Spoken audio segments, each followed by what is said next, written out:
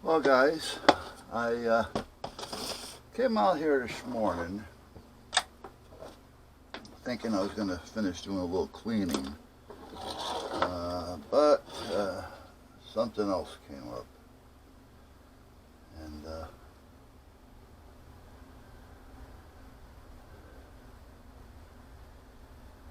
what that is, yeah, I think I told you yesterday that I was having a problem with my printer jamming. I do believe I said something about that. Let's use this one wire.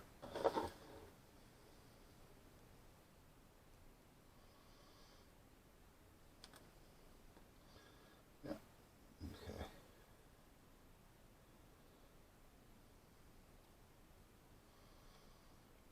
And we're going to do the same thing here. I'm not going to split it because we're not working with a whole lot. I just want to kind of get it done. Well, the printer's sitting over there. The ink is sitting in here, in there, in front of the heater, about yay far away, because I'm trying to figure out what seems to be the problem here, because it was jammed. It told me it was jammed. After a number of attempts, I finally got the jam out of it. So I think, anyway, I don't see anything left in there anywhere. And then I said, let me try it. I did a test print, and it tells me I was out of the red. I wasn't out of the red prior to all this, but then again, I haven't used it in a while. So who the hell knows at this point?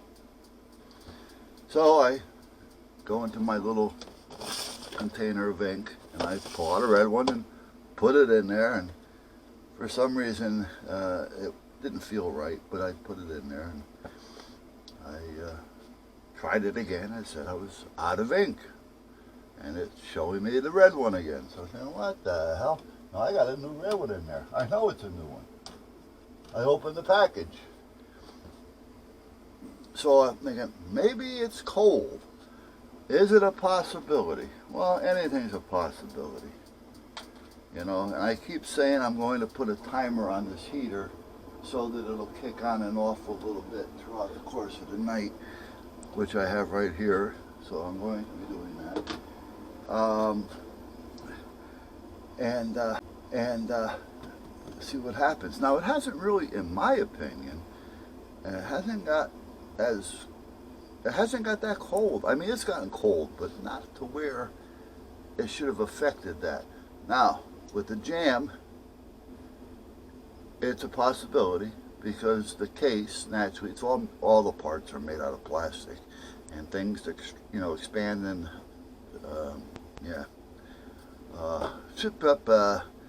I use that all the time, retract, when I'm doing classes. Anyway, maybe it was a possible paper jam because of the plastic. But what's that got to do with the ink? So I got the ink over there. I'm going to take care of that. I was going to finish cleaning up in there, in that part of the shop today. But it doesn't look like it's going to happen because I want to take care of the printer. The printer is a must at this point. There was something else that I got to do. I just had it on the tip of my tongue and I forgot. But there's something else I have to. Oh, the switch. Well, here's the story for you. Because of that box and me not having any plate for it, I was going to just take a regular plastic, one single plate, and put it on there, which I did, and it had a lot of openings still, and I said, well, let me get a little piece of thin material, which I have. I says, and I'll cut that and I'll put it on the sides, which I did. And then I glued that to the plate and I let it sit for a couple hours, and that seemed to be fine. And then I stuck it on there, and there was really no way to hold it on there. So I put a little bit of tack here, here, and up here on the top, and there and there. You can probably see it. It's just a little tack. Well, what had happened was, apparently that little tack that I put on the top decided to run down onto the switch. So now the switch doesn't want to work. So I have to change this. Yeah, it did. I can feel it up here. There it is, see it? So that's my next, because that is stopping this switch from working. Can I clean it? Probably. Do I want to try it? I can. But it's a possibility that if it got down on the switch, it may have gotten into the contacts as well. So I got to change that. How to change that, huh, bud? Yeah. Yeah. Okay. You had enough chewies. So that's got to get done. So that and the printer are two must-dos. This is not a must-do, but I figure I'll do it anyway. This is going on the other part of the wood burner. What do you want, bud? What do you want? No more chewies. You had enough. You had enough chewies. You must have had a dozen of them. Yeah. You know you did. You know you did. Now, this is not, oh, I don't have to do that. I can just put the other one over here. Hold on. The label in, out is this part here. And who's that? Hey, Nick! You think they would mark it? I mean, if they are, I don't know where.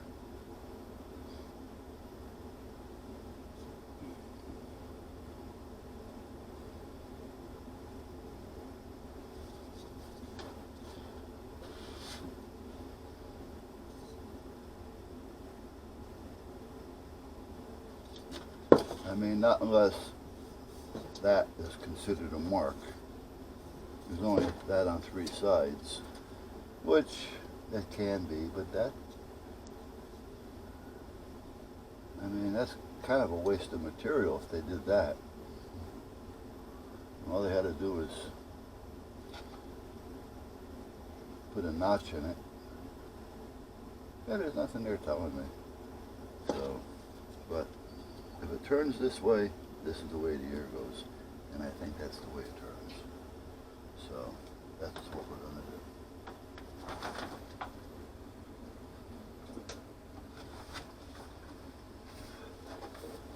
And I got a text today from George. I may have said something, I don't know.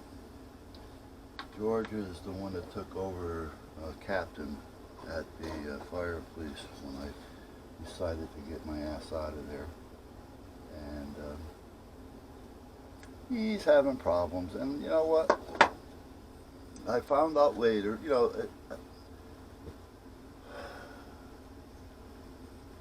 I was there for about a year. And during that year, started interacting with the chief a lot. I wasn't captain yet. Following year I became captain, and naturally interacting more. And then I noticed either the chief was forgetting things that he said, or he's just a liar and he forgets what he says. You know, because even a good liar will forget their lies. And then I started to realize by watching him on public TV, see, the town doesn't hide everything, and they don't give everything. But every committee and every town meeting is usually on public TV. Regardless if it's 10 minutes, 20 minutes, an hour, whatever. You know, and you hear most of it. Now, I'm sure that it can get kind of edited here and there, but for the most part, You know, you're hearing what they want you to hear. And when I was watching this, I noticed when he was talking with the fire commissioners, the group, every time they'd question him, but it was nice. It wasn't like, well, what did you say? You know, he gets kind of sits up straight in his chair and his chest comes out and his voice changes. Like he's putting them back in place. Don't ask me a question. You know, I am the chief. You know, I tell you what I want, you give me what I want. You know, and that's kind of the way it started coming across. Now, I'm over-exaggerating this a little bit, but that's kind of the way it came across. And then I started to realize that he was lying quite a bit, to me even, about certain things. And, you know, I don't know. You know, I mean, at one time, well, I don't want to get into it too deeply, but he said something to me at one time. About 3 days later, I said something back to him that would make it easy if he remembered what he said to me a couple days ago. And what he said was sufficient enough to where he should have known he said it. You know, he wasn't just, well, he was blowing smoke, but even if he was blowing smoke, he should have remembered what he said. So I said something back to him a few days later via text. And I get a phone call from him saying, I don't take threats lightly. I said, what? So what are you talking about? You know, at that point, when you get rude with me, I'm going to get rude back to you. You know, and especially when there's no reason for it. I said, what are you talking about? And he started, and I said, now I know what he's talking about. And I said, did I not say if it'll make it easy for you? All right, you know, do you not remember what you said? Now I'm talking to him. Do you not remember what you said a couple days ago? He changes the subject. That, well, did so-and-so get so-and-so? What's that got to do with anything? You know, really here, you know. And this is the way he was getting worse and worse and worse. And one day I'm talking to him on the phone, and he starts, you know, I'm questioning him, you know, and again, he doesn't like to be questioned, which is, I found out by a lot of the guys, you know, like 90% of the guys over there, that they only yes him to death to keep their job, because he'd find a way of getting fired them or making it real rough for him. And I said, you know what, I never would have thought that, but as time goes on, you start to see it, you know. And but at that point, I don't know why I got on that subject, but I did. Oh, George. So George gets a hold of me. And, well, not a hold of me. He gets a text. And he still has me in his text, so I know all that's going on, and I appreciate it. So the chief shut down the fire police again. Now, this is, in my opinion, is all because of one thing. I'm not going to mention it again and again. I'm not going to keep beating a dead horse. I wouldn't beat a dead horse to start with. Anyhow, at that point, he shut him down again. So, okay. So I said to George via text, did you contact the fire police organization, the commissioner? I says, and not to question that, but to ask him if they know of any other towns where they had gotten shut down. You know, so I haven't heard of it yet. Now, is the chief looking out for the guys? And I can see that happening, you know, because that's another, you know, he has to look out for his men. So he's trained to do that. He's going to do that, you know. But is he just picking on them because of a certain incident that he had about a year ago with a certain person? Not me. So anyhow, so much